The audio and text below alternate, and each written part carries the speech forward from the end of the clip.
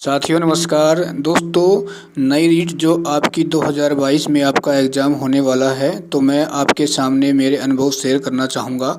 और दोस्तों, मुझे विश्वास है कि यदि आप इन 4-5 बातों का ध्यान रखते हैं तो मेरे दोस्तों 130 प्लस नंबर आपके बहुत ही आसानी से आपको प्राप्त होंगे। लेकिन इन बातों का आपको ध्यान रखना ही होगा, ठीक है। अच्छा, सबसे पहले दोस्तों अपन बात करेंगे कि रीट 2022 की तैयारी आप कैसे करें, ठीक है। उसके बाद कि भाई आपको क्या कोचिंग करनी है या कोचिंग नहीं करनी, क्योंकि आपके पास ज़्यादा समय नहीं बचा है ना।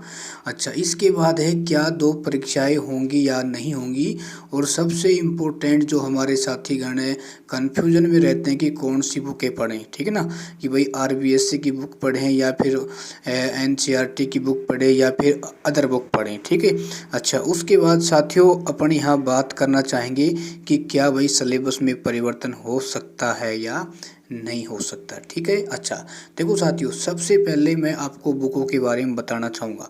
देखो दोस्तों, मैं हरदम कहता हूँ कि आप जिस कक्षा के लिए टीचर बनने जा रहे हो, ठीक है ना, और जिस बोर्ड में आप टीचर बनने जा रहे हो उससे संबंधित आपको बुक पढ़नी चाहिए, ठीक है ना। अब आप राजस्थान में टीचर बनने जा रहे हो तो साथियों आप आरबीएससी व एनसीईआरटी बुकों का इतनी गहनता के साथ मेरे दोस्तों अध्ययन कर लेना।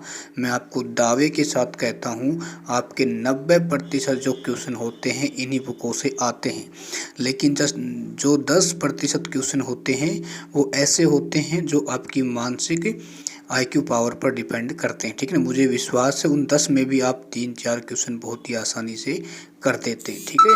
तो एक बात नोट कर लेना, जो टॉपर होते हैं आपने कभी उनका इंटरव्यू ज़रूर सुना होगा कि हरदम वो आरबीएससी की बुक और एनसीईआरटी की बुकों का ही अध्ययन करने के लिए कहते हैं, और ख़ुद भी उन्होंने क्या आरबीएससी एनसीईआरटी की बुकों ही पढ़ा होता है, ठीक है ना। आप ये ना सोचें कि भाई इन बुकों से कुछ नहीं आएगा। साथियों, हमारा यही डाउट कहीं ना कहीं हमें पीछे धकेल देता है, ठीक है, क्योंकि ज़्यादा लंबा चौड़ा सिलेबस मैटर पढ़ने से ज़रूरी नहीं है कि उसी में से आएगा, ठीक है ना। आप उसमें क्या है फंस कर रह जाते हो, ठीक है ना। इसलिए मैं कहता हूँ एक बुक को पढ़े 100 बार पढ़े, ठीक है ना। सफलता आपको ज़रूर मिलेगी, क्योंकि कॉन्फिडेंस सबसे बड़ी ताकत होती है, ठीक है। अच्छा, इसके बाद है क्या 2 परीक्षाएं होंगी या नहीं होंगी। साथियों, ये फैसला सरकार पर छोड़ दें, ठीक है ना। आप ये कन्फ्यूजन में न रहें कि 2 परीक्षाएं होंगी 1 परीक्षाएं होंगी। 2 परीक्षाएं होंगी तो उसका सिलेबस आपका क्या लगभग 99% वही रहेगा, ठीक है। मान लो भाई 2 परीक्षाएं होती तो आपका जो सब्जेक्ट है वो सिर्फ क्या हो जाएगा, अलग हो जाएगा, ठीक है ना।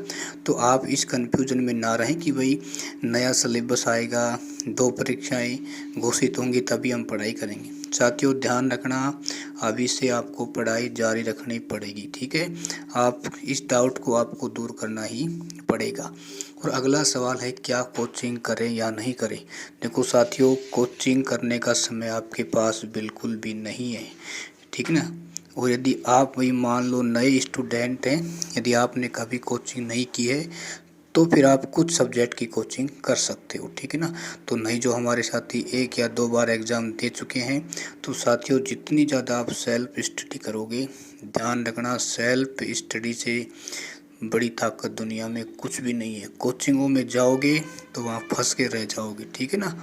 तो हरदम ध्यान रखिए सेल्फ स्टडी जितनी ज़्यादा आप करोगे आपका मोटिवेशन, आपका आत्मविश्वास उतना ही दुगना बढ़ता जाएगा, ठीक है। तो साथियों, मैं विश्वास दिलाना चाहूँगा यदि आपने इन बातों का ध्यान रखा और अपना यदि तुम टाइम टेबल इस प्रकार बना लेते हो 5 या 6 घंटे या 5 घंटे भी यदि आप पढ़ते हो लगातार, तो साथियों 130 प्लस मैं आपको दावे के साथ कहना चाहूँगा, ठीक है ना। तो इन बातों का आपको ध्यान रखना ही होगा।